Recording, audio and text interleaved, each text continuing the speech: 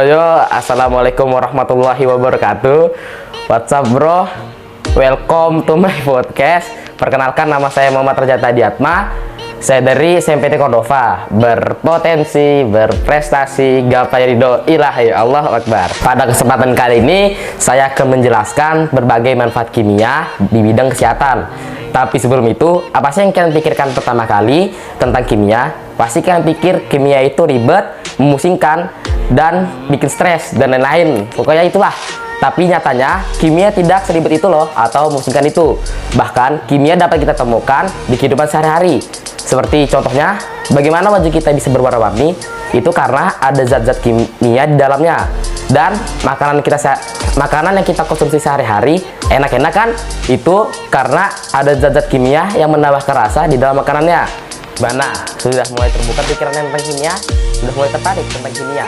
Nah, sebelum kita membahas tentang kimia lebih lanjut, ada baiknya kalau kita mengetahui apa itu kimia. Kimia adalah ilmu pengetahuan yang membahas tentang berbagai jenis komposisi, struktur, dan sifat materi dari skala atom hingga molekul, serta transformasi dan interaksi mereka untuk membentuk materi baru yang ditemukan di kehidupan sehari-hari. Nah, kalian sudah tahu kan apa itu kimia? Sekarang kita akan menggali lebih dalam mengenai kimia. Kita akan membahas manfaat kimia dalam sudut pandang kesehatan. Kimia dalam sudut pandang kesehatan bagaikan bumi dan langit yang saling ketergantungan satu sama lain. Zat kimia banyak sekali ditemukan dalam bidang kesehatan, dimulai dari obat-obatnya, terapi-terapinya yang digunakan. Pastinya kimia dalam bidang kesehatan sudah tidak asing lagi. Contohnya, obat yang memiliki kandungan zat-zat kimia terbanyak adalah antibiotik. Kalian tahu nggak siapa itu antibiotik? Pastinya kata antibiotik sudah tidak asing lagi di telinga kalian. Antibiotik adalah obat yang mencegah infeksi dalam kondisi tertentu. Antibiotik juga memiliki berbagai jenis, contohnya seperti penisilin, cefalosporin, dan juga tetrasiklin. Di sini saya akan menjelaskan tentang penisilin. Penisilin merupakan kelompok antibiotik yang ditandai oleh adanya beta-lactam dan diproduksi oleh beberapa jamur atau bisa dibilang eukariot yang terdiri dari beberapa genus Penicillium dan Aspergillus, serta ditandai oleh beberapa prokariot tertentu. Secara kimiawi, penisilin tergolong dalam antibiotik beta-lactam. Semua penisilin mempunyai rumus molekul seperti berikut. Sudah kelihatan? Ya, lanjut. Di mana R yaitu rangka samping yang beragam. Sifat unik pada masing-masing penisilin ditemukan oleh adanya rantai samping yang berbeda-beda. Penisilin digunakan untuk kondisi yang terkena infeksi bakteri seperti infeksi Streptococcus, meningitis, gonore, faringitis, dan juga untuk pencegahan endokarditis.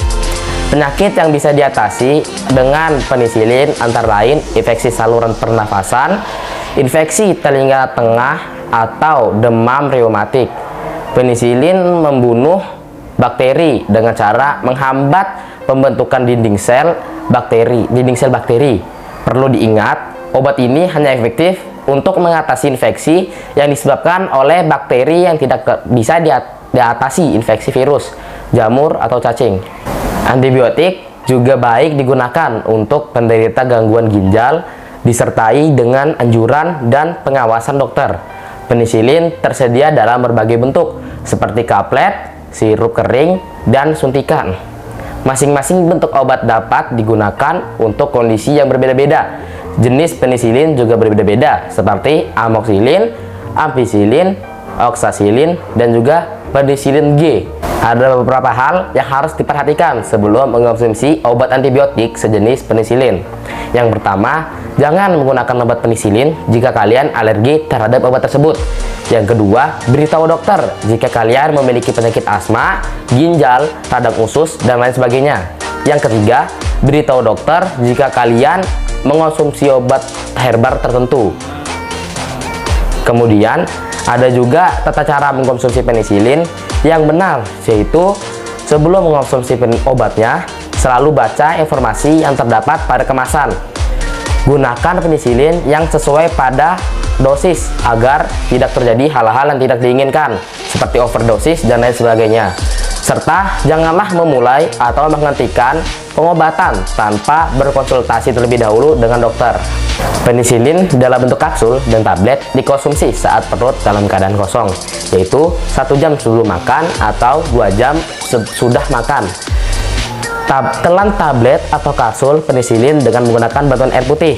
Usahakan jangan meminum obat dengan bantuan selain air putih, karena dapat membuat obatnya tidak bekerja dan bahkan bisa membuat reaksi berbahaya dari obat. Jika kalian lupa mengkonsumsi penisilin, segera konsumsi obat ini jika jeda dengan jadwal konsumsi berikutnya belum terlalu dekat.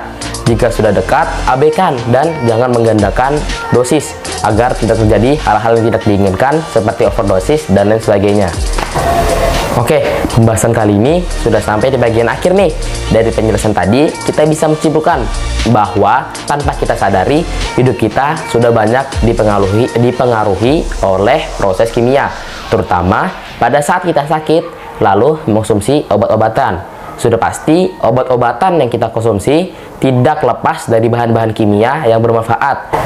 So, jangan pernah bosan belajar dan belajar lebih dalam lagi tentang ilmu pengetahuan, khususnya ilmu kimia. Karena dari belajar, kita tahu apa yang tidak pernah kita tahu sebelumnya. Oke, sampai sini saja podcast saya. Keluar rumah lari-lari, larinya ke sana kemari.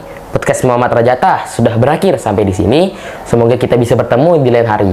Wassalamualaikum warahmatullahi wabarakatuh.